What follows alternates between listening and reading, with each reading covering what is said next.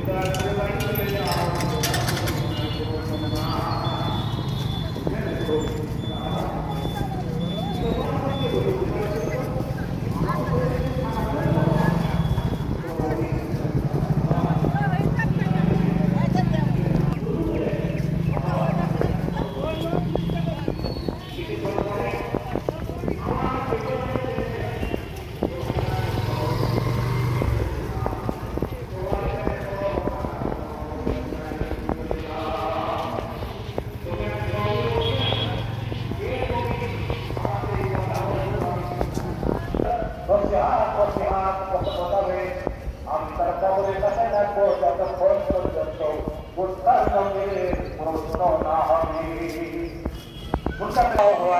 ولله الحمد الله أكبر الله أكبر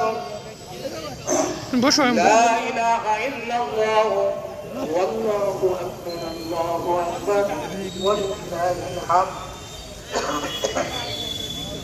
সম্মানিত হাজিরিন, যে কথা বলছিলাম সুফিয়ানের সৌরির পক্ষ থেকে ওই 6টি রোজা তারা বলছে যে আমরা তার 6টি রোজা আমরা নিজেরাই, তোমাকে এখানে থাকার কোনো প্রয়োজন নাই, হে সুফিয়ান তুমি চলে যাও, আমরা 6টি রোজাই তার পক্ষ থেকে জবাব দেব, তোমার এখানে থাকার কোনো প্রয়োজন নাই।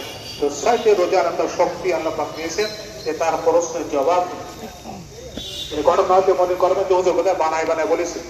গত 2 বছর আগে একজন আলেম সাহেব বলছেন পেজ কথা হুজুর এসব গল্প টল্প, তো আমি তার কাছে কিতাবটা দিয়েছিলাম, একটা কিতাব আছে আরবি ভাষা, ওই বই তার কাছে দিয়েছিলাম, সে তো পড়িও না, পড়তেও মনে পারেনি, আমার ওই অবস্থা ফেরত দিয়েছিল।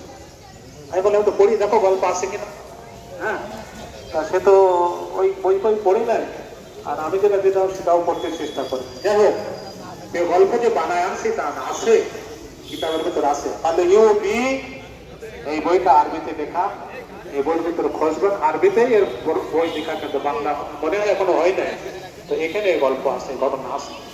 তো আবু সুফিয়ান সৌরি উনি তখন আস্তে করে চলে গেলেন, আর মনে করলেন যে এই বেচারার শাওয়াল মাসে 6টি রোজা আছে, ওই 6টি রোজা দ্বারা এই ব্যক্তির পক্ষ থেকে যে অবজারভেশন 6টি রোজাই আসছে, আপনি আমার এখানে থাকার প্রয়োজন।